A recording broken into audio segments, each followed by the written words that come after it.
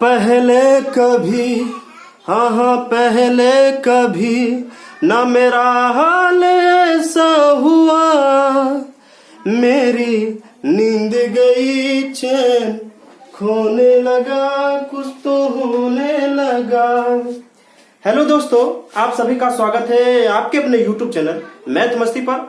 दोस्तों मैं हूं मनीष कुमार। आज की इस वीडियो में हम आपको सिखाने वाले हैं कि 12 के कुल कितने गुणनखंड है। दोस्तों मैं बताना चाहूंगा कि अभी जो रेलवे ग्रुप डी की परीक्षा चल रही है उसमें कहीं ना कहीं हर शिफ्ट में ऐसा सवाल एक ना एक जरूर पूछा जाता है। तो चलिए हम इस पर चर्चा करेंगे, कैसे बनाया जाएगा से देखिए।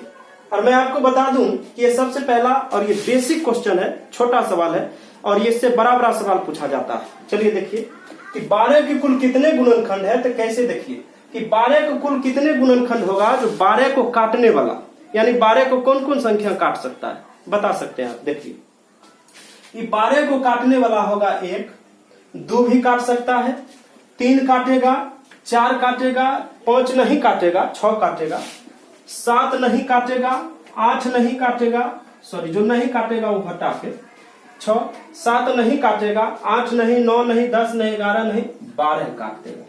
यानी आप बता सकते हैं कि 12 के कुल कितने गुणनखंड है। 1, 2, 3, 4, 5, 6, यानी 12 को 6 गुणनखंड ऐसे हैं जो 12 को काट सकता है। चलिए अगले सवाल में आते हैं और इसको मैं आपको शॉर्ट ट्रिक से भी बताऊंगा। चलिए अगर मैं 18 की बात करूं कि 18 के कुल कितने गुणनखंड है तो आप जरूर बता देंगे। चलिए अगर 18 के कुल गुणनखंड पूछे तो 18 को कौन कौन काट सकता है। देखिए 1 काटेगा, 2 काटेगा, 3 काटेगा, 4 नहीं काटेगा, 5 काटेगा नहीं, 6 काट सकता है, 7 नहीं, 8 भी नहीं, 9 काटेगा, 10 नहीं काटेगा, 11, 12, 13, 14, 15, 16, 17, 18 काटेगा। यानी यहाँ 18। यानी आप कह सकते हैं कि 18 को काटने वाले कुल गुणनखंड 1, 2, 3, 4, 5, 6 हुआ। चलिए एक सवाल और देखिए, अगर मैं बात करूं 20 के कुल कितने गुणनखंड है तो बताइए कितना होगा आंसर। अगर 20 को गुणनखंड बताना है तो 20 को काटने वाला कौन कौन संख्या होगा।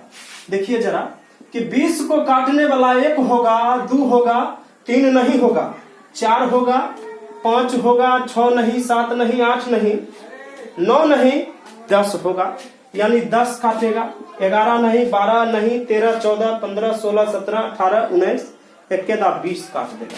यानी आप कह सकते हैं कि 20 के कुल कितने गुणनखंड है। 1, 2, 3, 4, 5, 6 गुणनखंड। अगर आप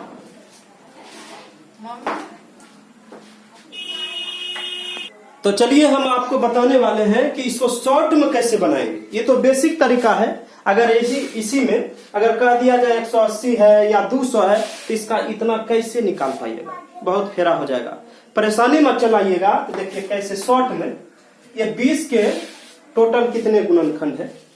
अगर मैं एक सवाल और बात करूं, अगर 30 के बात करूं 30 के कुल कितने गुणनखंड है तो देखिए यानी 30 को जो काटेगा वही होगा 30 के सभी गुणनखंड। यानी 1 हुआ, 2 होगा, 3 होगा, 4 नहीं, 5, 6 होगा, 7 नहीं, 8 नहीं, 9 नहीं, 10 होगा, 11 नहीं, 12, 13, 14, 15 होगा और उसके बाद एक मात्र जो है 30 होगा। यानी आप समझ गए कि 30 के कुल कितने गुणनखंड है। तो 1, 2, 3, 4, 5, 6, 7, 8 हुआ। अब इसको देखिए हमने बेसिक तरीका से बताया, अब इसको धांसू ट्रिक से कैसे उड़ाएंगे देखिए। अब 30 को सबसे पहले आपको तोड़ना है, ठीक है। ऐसे तोड़िएगा 2 से 15 बार में, उसके बाद 3 5 15। ऐसा करने के बाद जो है आपको क्या करना है, ये 2 पर पावर कितना लिख सकते हैं तो 2 1 है तो 1 बार लिखिएगा, 3 आया है 1 बार तो 1 बार लिखिएगा, 5 आया है 1 बार तो 5 को भी 1 बार। अब सुनिए अब की करना है कि जितना ये संख्या जो आया है ना, सबसे पहले 30 को तोड़ लेना है और तोड़ने के बाद जो है सबसे पहले इसको पावर में अरेंज करेंगे और पावर में अरेंज करने के बाद सुनिए इसके पावर में 1 बढ़ा लीजिए। यानी पावर में 1 बढ़ाइएगा, यानी 1 है पावर, अब पावर में 1 बढ़ाइएगा तो कितना हो जाएगा 2। अब 2 यहाँ पर भी 2 और यहाँ पर भी 2, यानी सभी बेस को छोड़ दीजिए, अब पावर में 1 बढ़ाकर गुना कर लीजिए। यहाँ 2 लिखिए, इसके बदले भी 2 लिखिए, पावर में 1 बढ़ाकर गुना कर लीजिए, 2 दूनी 4 दूनी 8 हुआ। हो गया, आपका आंसर तैयार है। समझे ना? हम क्या किए, बेसिक से पहले आपको बताए।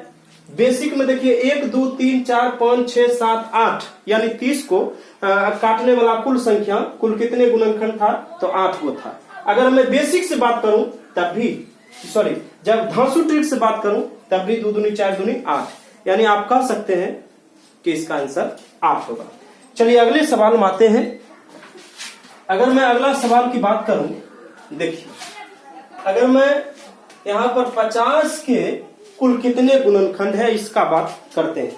जरा इस सवाल को आप बनाइए तो कितना आंसर आता है। चलिए उम्मीद है कि आप जरूर बना लिए होंगे। अगर बना लिए हैं तो चलिए यहां मिलाइए कि आपका आंसर कितना आया। देख लीजिए, सबसे पहले आपको तोड़ लेना है। 2 से तोड़िएगा तब 50 आता है 25 बार में, यानी यहाँ 25 लिखिएगा। अब फिर 2 से नहीं कटेगा, 3 से नहीं, 4 से नहीं, 5 से कटेगा 5 बार में।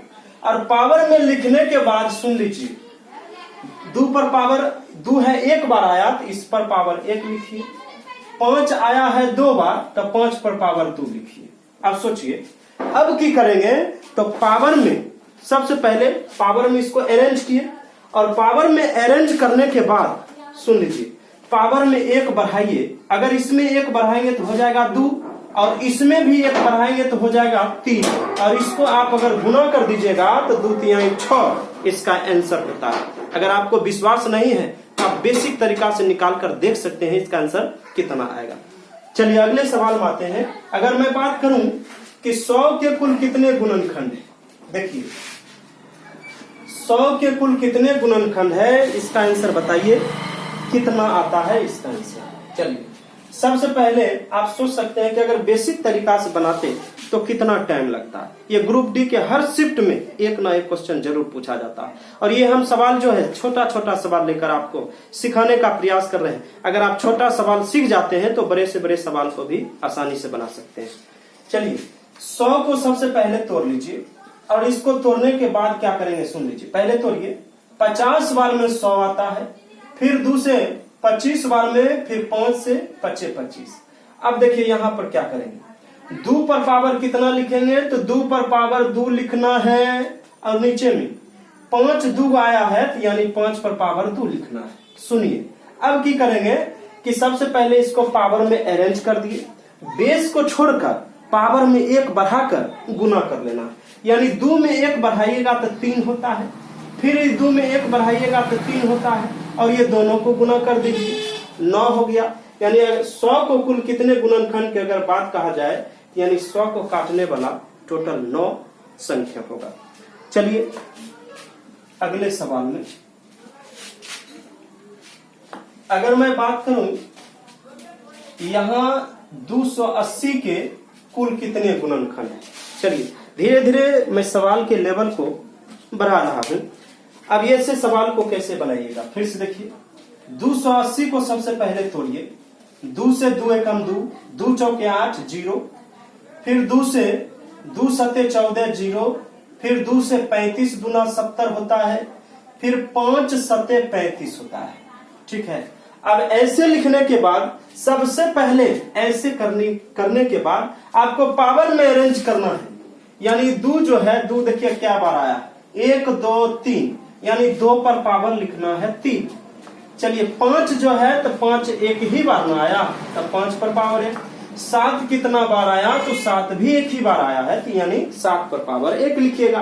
अब देखिए, अब पावर में अरेंज करने के बाद बेस को छोड़ दीजिए और पावर में 1 1 बढ़ा लीजिए और गुना कर लीजिए, यानी पावर में 1 बढ़ाइएगा तो 4 होता है, इसमें 1 बढ़ाइएगा तो 2 होगा, और इसमें भी 1 बढ़ाइएगा तो 2 होगा, यानी 4 दूनी 8, 8 दूनी 16, यही होगा आपका आंसर। चलिए एक सवाल और आपके लिए,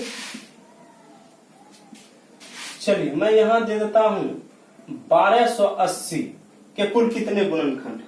चलिए दोस्तों, अगर मैं आपको धांसू ट्रिक नहीं बताता तो आप समझ सकते हैं कि बेसिक तरीकों से बनाते बनाते इसमें कितना टाइम लगता, चलिए 1280 के कुल कितने गुणनखंड है, इससे भी बराबर अंक में देता है। चलिए 1280 के कुल कितने गुणनखंड है, तो 1280 लिखिए और इसको तोड़िए। 2 छक 12, उसके बाद जो है 2 चौके 8 है 0। चलिए 2 तिहाई 6, 2 दूनी 4 0। 2 से 16 बार में 32, 2 से 8 बार 80, 80 बार में, 2 से 40 बार में, 2 से 20 बार में, 2 से 10 बार में, फिर 2 से 5 बार। चलिए अब इसको पावर में अरेंज करिए। ठीक है, 1 2 3 4 5 6 7 8, यानी 2 पर पावर 8 लिखना है और ये 5 पर पावर जो है 1 लिखना है। चलिए अब ऐसा लिखने के बाद क्या करेंगे, सुन लीजिए कि सबसे पहले पावर में अरेंज करेंगे। पावर में अरेंज करने के बाद बेस को छोड़ देंगे। बेस को छोड़ने के बाद पावर में 1 बढ़ाइएगा। 8 है तो 8 में 1 बढ़ाइएगा तो 9 होता है, और 1 में 1 और बढ़ा दीजिएगा तो 2 होता है, और गुना कर दीजिएगा तो 18 हो जाता है आंसर।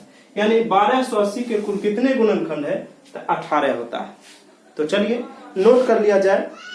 दोस्तों अगर वीडियो अच्छा लगा है तो अपने दोस्तों के यहाँ शेयर जरूर करिए, लाइक करिए, कमेंट करिए और सब्सक्राइब करके जरूर जाइएगा अगर आप पहली बार इस वीडियो को देख रहे हैं। और आज के बाद हम आपके साथ रोज जुड़ेंगे, क्योंकि मेरा भी ग्रुप डी का एग्जाम था, इस वजह से मैं उस परीक्षा की तैयारी कर रहा था। अब जो है हम आपके साथ रोज जुड़ेंगे। चलिए फिर मिलते हैं अगले वीडियो में, तब तक के लिए धन्यवाद। थैंक्स।